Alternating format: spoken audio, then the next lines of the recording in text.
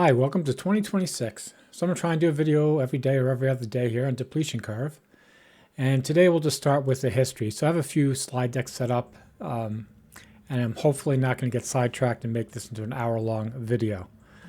Okay, so let's start. Why did the Industrial Revolution begin around 500 years ago and not 400,000 years ago when humans were believed to be pretty much the same as we are today? I think genetically we might be like 1 million years old. So anyway, that's a question. And I think one of the answers, at least the answer to me, is that the climate wasn't suitable for humans to form, to farm locally, live in one place, and have a, workshop to work on this stuff. I think anybody who has a workshop today knows that you couldn't do it if you're just living off out of a van and driving around, right? You need to have your workshop. So in these two pictures, you can see here. So here's England, and then as far back, I think, as 6,000 BC, there's land, so people could walk back and forth between Germany and England. All this, essentially, was contiguous. I mean, think about that. All this was contiguous.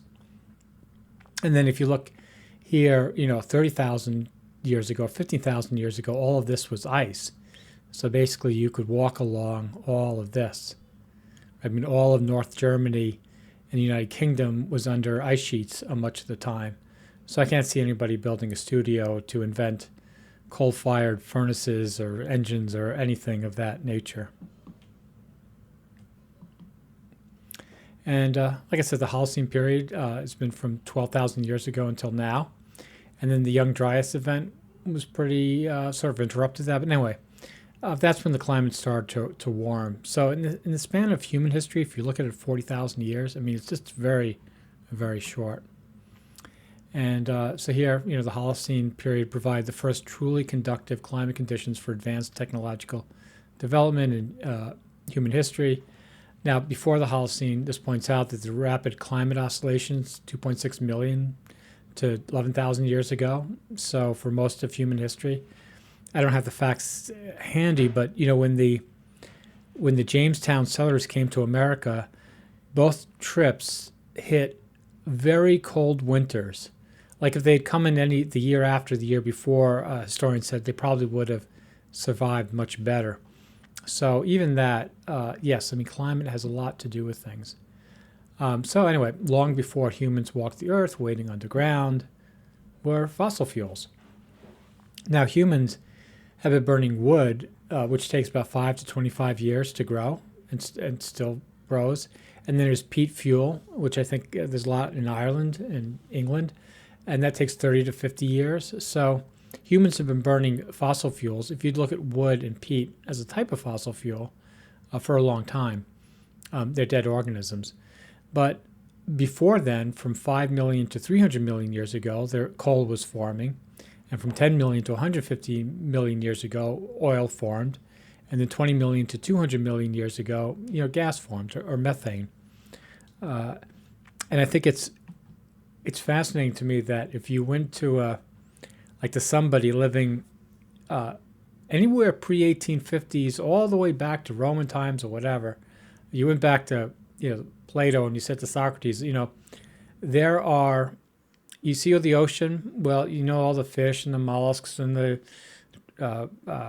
shrimp and stuff like that. Well, they've all been compacted under pressure and heat, and they form this little goo that's under your feet right now. And in, what would it be, 2,000 years, it's going to power a rocket ship to the moon, and people can go walk around the moon. Right? Well, there's so much in that I think you'd be like, whoa. But, people back then, they just couldn't conceive of it. So and I think even today we still have to recognize just how weird it is, right? Anyway.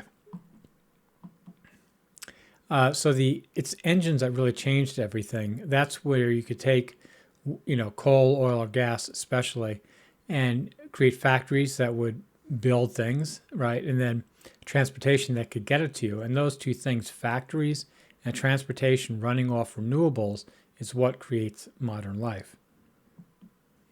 But keep in mind, humans couldn't figure out everything needed to build engines without a climate friendly to farming and urban living. And this is why I think, climate change is so important. Um, people are like, oh, well, it's cold before and this, that. No, it's much more complex, right? I mean, the issue isn't whether it's warm or cold or anything like that. It's whether the conditions are conducive to humans being able to do things, you know, safely and to prosper. So even if the climate gets colder in the future, right? Let's just say any climate denier said it was right, and it gets colder in the future, and every winter we get tons of blizzards all over the planet. Well, that isn't good. It's not. I don't think humans are going to survive that very well. So, fuels burn slowly. They weren't used widely until technology burned them under pressure to create significant power, and that all happened after. It started to happen. I think the first steam engine to pull water out of the ground was like 1730 or something, early 1700s in England. But I would say that coal-powered stuff really didn't. I mean, it was big through the late 1700s somewhat, but didn't really take hold until after 1850. I mean, these are hard, creating dates for these things. And I still am amazed. Like, think about this plane. It flies off of basically little shrimp from tens of millions of years ago. Seriously, I mean, nothing else. I mean, I think many people probably think, oh, the fuel's made in a factory. I mean, it's clear, it's white, it looks perfect.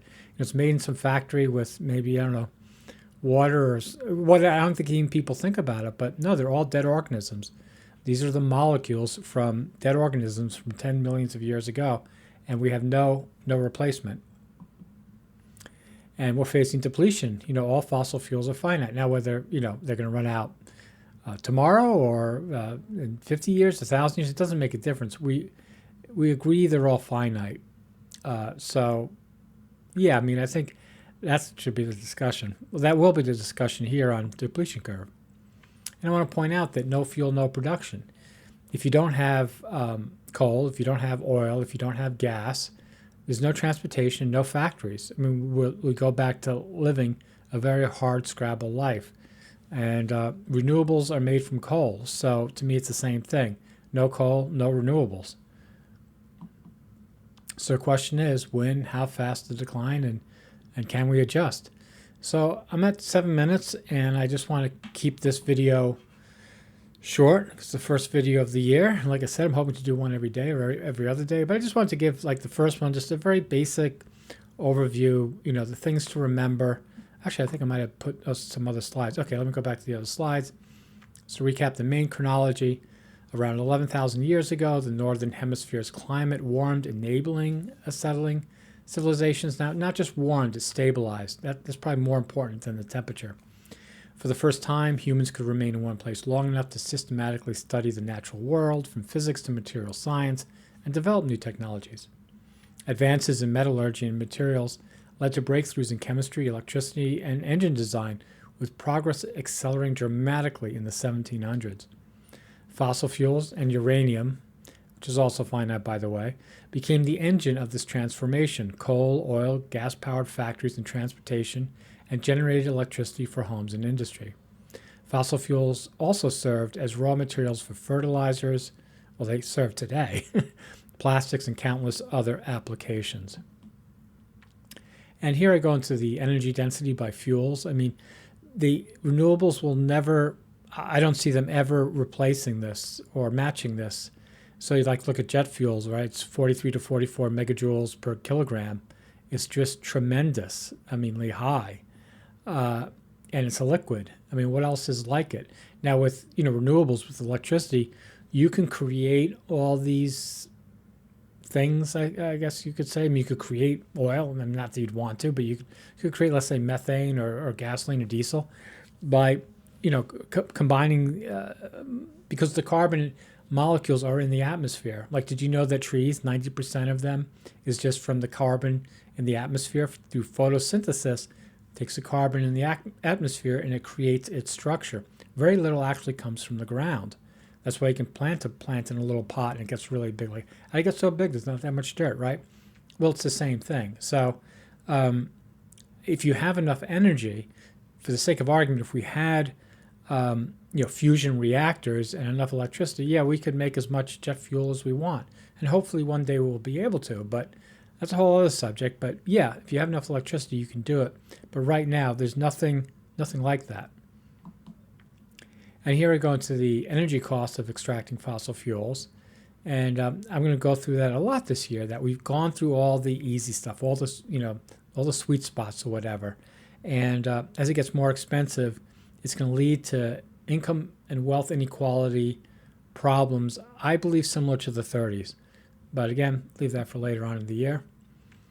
So in demographics, I want to point out that global population growth is slowing.